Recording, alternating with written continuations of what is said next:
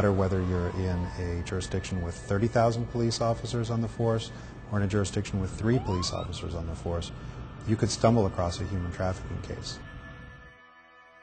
It's very easy to see a picture, even a photograph, and you immediately think you know what's happening in that scenario. But when you start to ask, why are you here? When do you go home? Do you have a debt? All of a sudden, the picture pans out in panoramic view.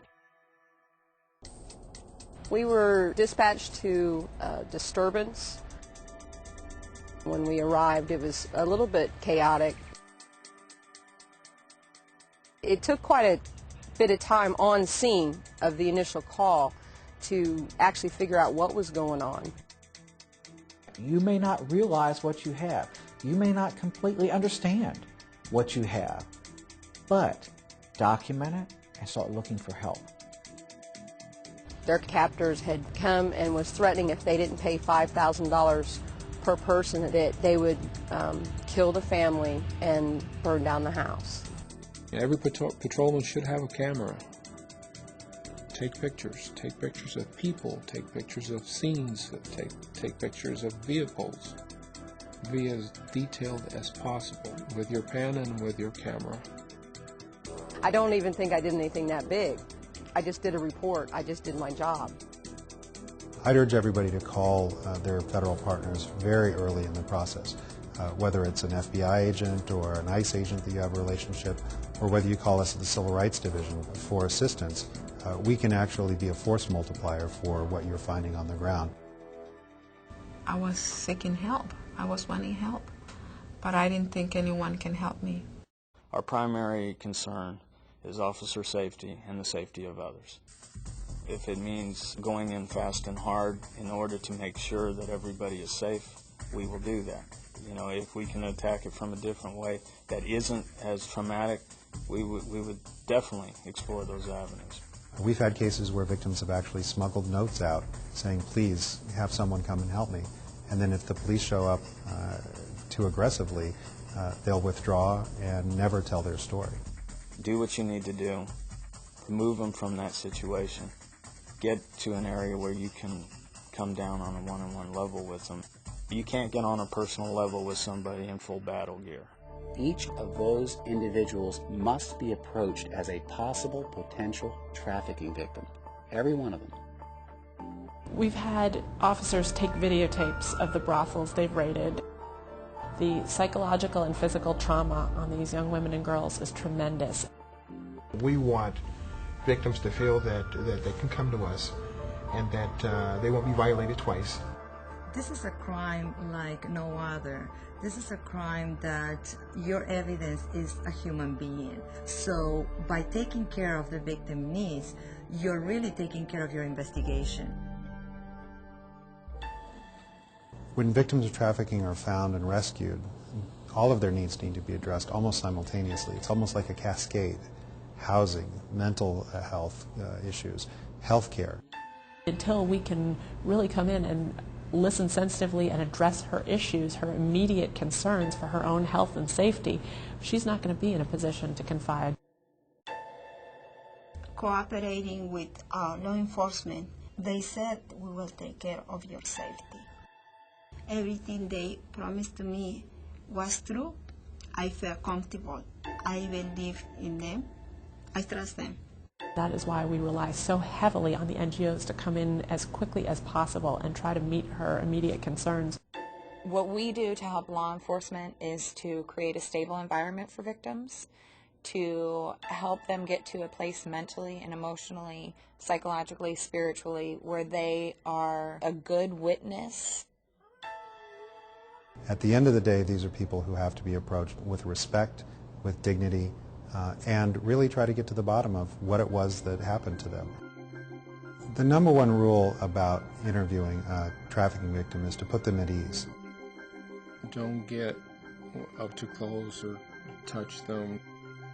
Try to get them to relax and make them feel that they're safe, you're not going to hurt them. Some of the questions we'd ask were, what did you do in the country you're from? Are you getting paid? Are you able to keep your pay? Do you have control over your identification? Do you have control over your own housing? Are you free to leave? If it's an argument over a debt, ask what the debt is about. What was it for? Leave the immigration questions until you've built up a rapport already with them. If you ask them straight away, you're not going to get any good information. Many times they think that because they're not citizens, they're not entitled to the full protection of the United States' laws. We need to tell them that if you're on the soil of the United States of America, you're fully protected by our laws and our Constitution.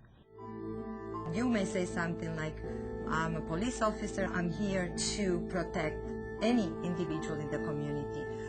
So we're going to look into what happened to you, and we're going to try to find you help. Even those that open up, they won't tell you everything. They'll give you a little bit. And then maybe in a second interview or a third interview a little bit more. Be sure you're asking it in a situation where the person's able to talk freely and there's not put people around. Use an interpreter who's not someone who's right there on the work site or the housing place that you went to. Please, please, please, for the officers, don't allow the employer be a translator for this person.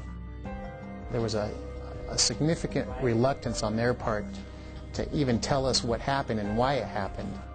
It wasn't until the translators arrived till they told us, well, they live together in this apartment and there's a whole bunch of people that live at this apartment, and we were asking, why is that so? And then they were the ones who kind of uncovered it for us that, well, they were brought over here to work for this person in this restaurant to pay off a fee.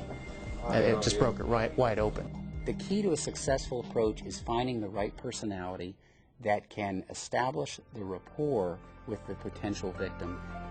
If you do not succeed, allow the NGOs and social service organizations to have an attempt to interview before you take any attempts to deport. If you care about the victims, it will show. If you're just doing the job, it's going to show too. These cases take a lot of man-hours. It takes a lot of sweat and tears. The end result is worth the sweat.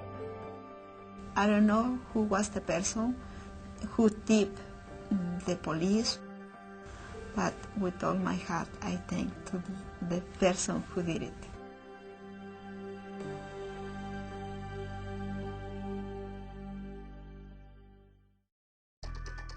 The following are key points from this segment. Human trafficking may come to your attention when investigating crimes such as racketeering, extortion, kidnapping, zoning violations, money laundering, domestic violence, sexual assault, or homicide. When interviewing those involved in a potential trafficking situation, use a professional, independent interpreter. Try to put the victim at ease and allow the victim to tell her story. Leave immigration questions until you've built a rapport. And be prepared to conduct victim interviews over multiple sessions. It will take time to get the complete story. For more information, please refer to IACP's guidebook, The Crime of Human Trafficking, a law enforcement guide to identification and investigation. Or contact the IACP at 1-800-VIACP or on the web at www.theiacp.org.